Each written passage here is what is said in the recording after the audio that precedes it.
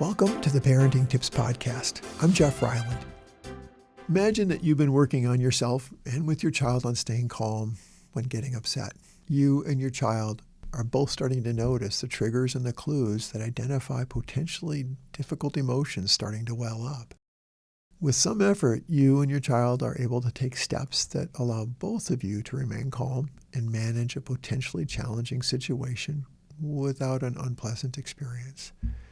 In the last 3 episodes, we've discussed what emotional regulation is. We've discussed how children's ability to process and express their emotions develops over their childhood and into their teen years. And we talked about how and why children become dysregulated. In each episode, there have been a number of parenting tips that you might find useful in helping your child to regulate their emotions. In this episode, Tools and Strategies to Help Children Regulate Emotions, we drop the mother lode of ideas and strategies that you may find helpful. If you're able to, it may help to hit pause and write down some of these ideas to try. We'll look at helping children regulate emotions through several different frameworks that appear to be very effective in guiding parents and children in mastering their emotions. And you can begin using some of these tools today. I want to say a word about tools. Tools are helpful so long as you use them. Have you ever had a tool or a toolbox that you've not used for weeks, months, even years? I do. When I finally pull that tool out of the toolbox, I sometimes have to become reacquainted with how it works. Some tools I can pick up and use right away. Other tools require a little review and practice. The tools we talk about in this episode may be a little of both for you, but for certain, they will require practice. Please use them often, and you'll become more confident in their use. I want to set up this episode by introducing Dr. Bruce Perry. Dr. Perry, a pediatric doctor and psychologist researcher, has studied children extensively for decades. He's one of my favorite pioneer experts to read about. Dr. Perry has a simple 3-step process that you may find helpful in guiding your children through challenging moments with their emotions. They are called the 3 R's: regulate, relate, and reason. This model can help children and adults to manage their feelings both physically and mentally. The order of these 3 R's is important. Remember, it's only when we're calm, regulated, that we can think and talk and engage in problem solving both our feelings and our thoughts. The first step is to regulate. And it's important for adults in the lives of children to make sure that the child is safe. Make sure the environment is not overwhelming. Keep your own voice calm and be patient. This is why adults need to be regulated themselves before they can be of help to children. Identify key phrases or simple words that you can use to keep yourself and the child calm. Things like, just breathe. It's okay to have meltdowns. You're still learning. Things will be okay. We will get through this. When you're calm, you can start to solve this. We can figure this out together. Now is not the time to launch into a lecture. It is always destructive to correct a child in this moment and minimize their situation by telling them that they're overreacting. Remember, the thinking part of their brain, the part that can sort out information and problem solving, is not working well at this moment. They are dysregulated. Now is the time to use strategies that have helped in the past or to try new ones that you learn in this episode. The second step is to relate. As the meltdown episode subsides, come alongside your child and try to understand what happened that upset them and how they're feeling. Now is the time to listen. You want to understand their point of view. You may describe the emotions you saw that they were showing. You may describe the behaviors you saw. Your child may have a point of view that's inaccurate. Now is not the time to correct or argue. Reasoning is the next step. For now, it's important to validate their emotions and understand what happened to them from their point of view that's so upsetting for them. Keep your sentences brief. Stay calm. Describe what you're seeing. Describe what they say. For example, you were really mad when your sister took your Lego model that you worked hard on all morning and dropped it on the floor. That was really difficult for you. The third and last step is reason. When you sense your child is calm, you can begin to problem solve with them. During this stage, you can begin the discussion of how the situation could be avoided or how they could act differently next time. Children's ability to imagine a different point of view, called perspective taking, is something that grows along with their ability to manage their emotions.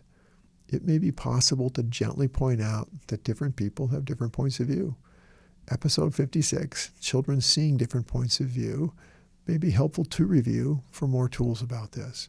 For some children, problem solving and reasoning may occur shortly after they've calmed down. For others, it may be at bedtime. It might be a conversation as they're going to bed, or something discussed the next day. So much depends on their readiness. You might say, earlier when you were mad about your sister wrecking your Lego model, you hit her. It's okay to be mad about someone wrecking your Legos. It's not okay to hit. Your sister's only 2 years old. She's curious about you and everything else you do.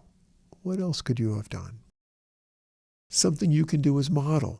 This point has been made throughout this series and throughout many episodes in this podcast. Parents are a child's most influential teachers. How we manage our own emotions can serve as a template for how our children will manage theirs.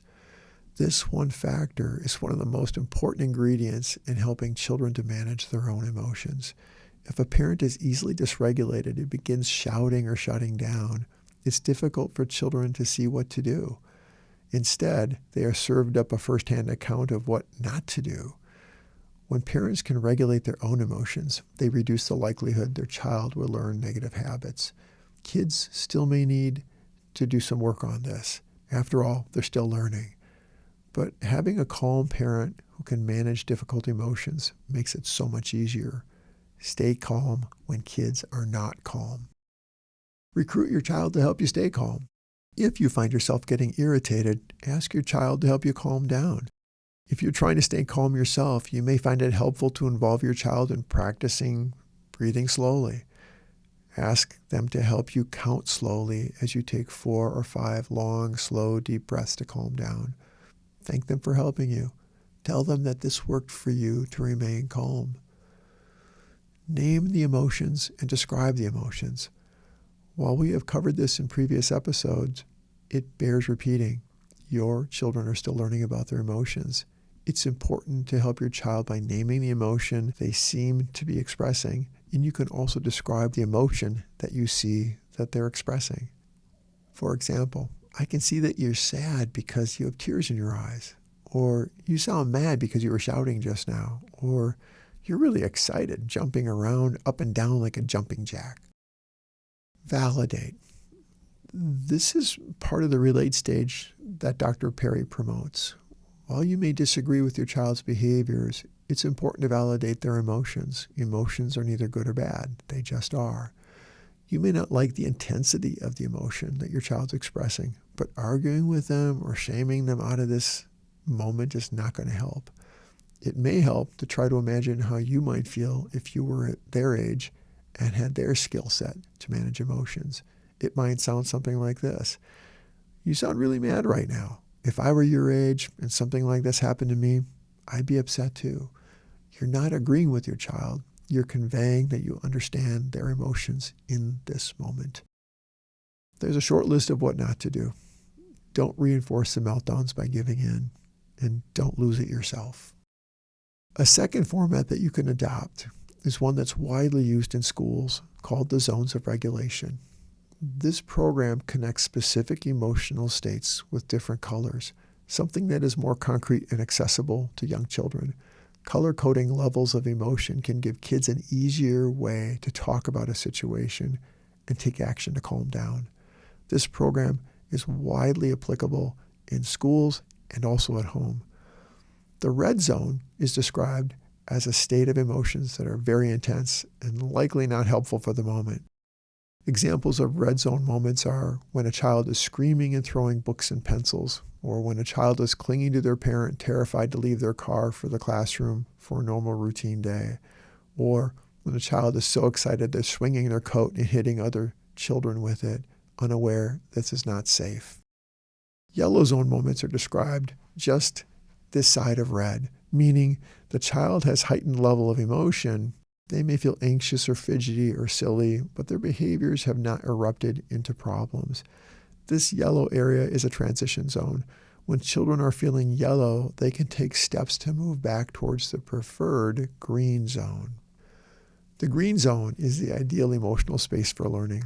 In this space, children are focused and content. They're able to sit quietly, interact with other children and adults, stay on task, and engage in the learning process. The final zone is the blue zone. Children feeling exhausted or bored, perhaps physically ill, tired, or otherwise low energy fall into the blue zone.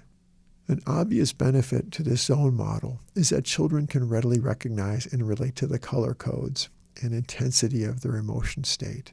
Knowing what zone they are in and what zone they want to be in allows them to begin to use the tools they are learning to regulate their emotions to achieve those goals.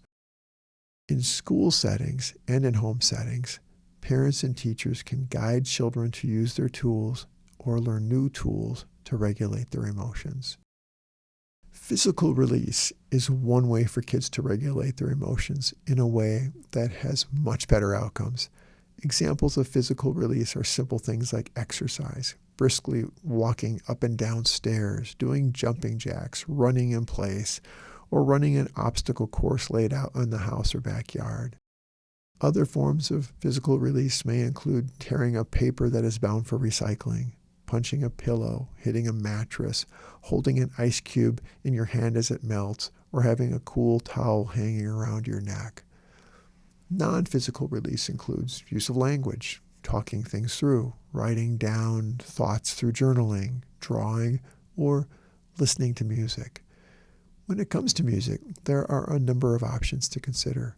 We have discussed use of music as a way for children who have not yet mastered being able to tell time to know how much time they have in a timeout procedure. If they have 2 songs to listen to, they may also find those songs help them to calm down. If your child has a playlist of favorite songs from movies or favorite songwriters and singers, consider encouraging the use of music as a way for your child to calm down. For older school-age children who are able to write, it may help to keep a journal of emotions as they occur. Have a format for your child to follow to help them organize their thoughts. The format may look something like this. I felt blank in the situation. I could tell I was feeling blank because my body was giving me clues. The clues were blank. Something I did well in this situation was blank. Something I could do differently to make the situation better next time could be blank. Have you ever played charades? Imagine a variation of this game, but with emotions instead. Participants in this game can think of an emotion and then show what it looks like with their own facial expressions, while family members try to guess what it is. The person making the face cannot use words, but can give nonverbal clues, just like the original game.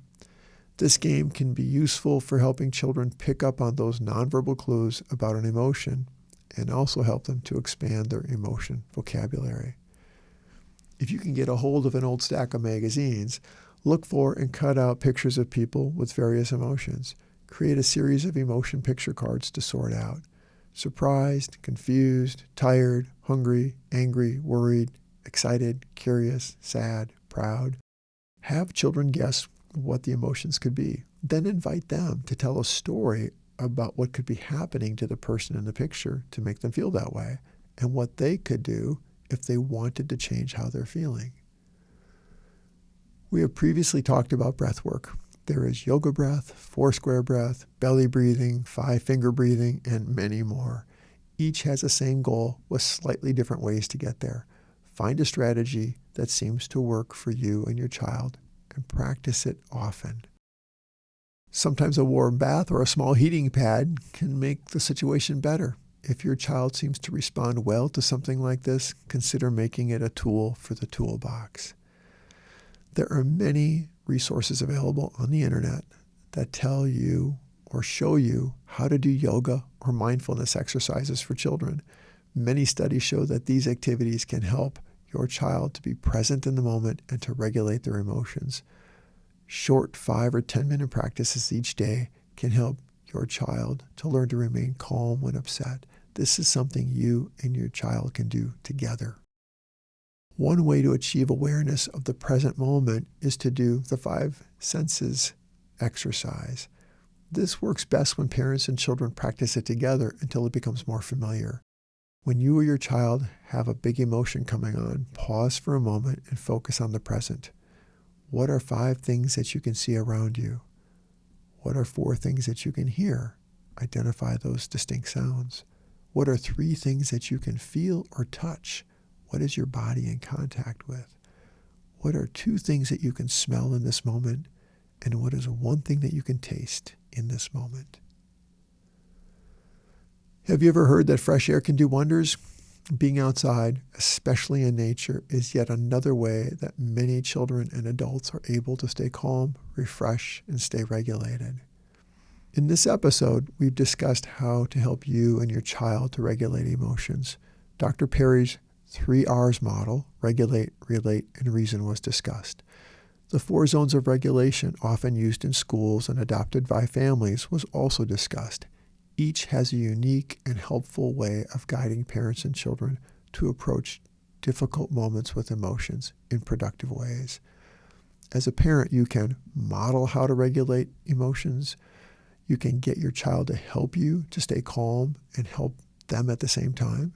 You can validate their emotions. This is not the same as agreeing with them. Find ways to help them use physical release to get their emotions out. Use a range of non-physical releases such as music, art, and journaling. Try games like charades. Create emotion cards from magazine pictures and have conversations about emotions with your child. You can also try breath work, a warm bath, fresh air and time in nature, yoga and mindfulness for children, and finally, use the 5 senses exercise. These are just a few ideas that you might want to try out in your journey to helping your child to regulate their emotions. We've been talking about a wide variety of ways you can engage your child or children every day in helping them to manage their emotions. Regulating emotions is a big part of children being able to self-regulate. When children stay calm, they are more quickly able to engage in flexible thinking and problem solving. They are more readily able to wait and tolerate frustration. These powerful skills can help children socially and academically. Kids who can stay calm form friendships more easily and are more open to learning. As with most tools, it is never just one tool that works. Sometimes you need a whole toolbox of ideas and strategies to help children to manage their rich and evolving emotions. Remember, they're still learning. You, as a parent, are in a great position to teach them by modeling and guiding them. Accepting that there will be rough patches. Keep moving forward. Thank you for tuning in and considering this parenting topic. I hope this information added to your growing toolbox for parenting your child or children. Please consider exploring other topics in this series. Remember, no one parenting tool can do everything. We need many tools to become the best parents for our children. Your children's future depends on you and the time and effort you invest in them today.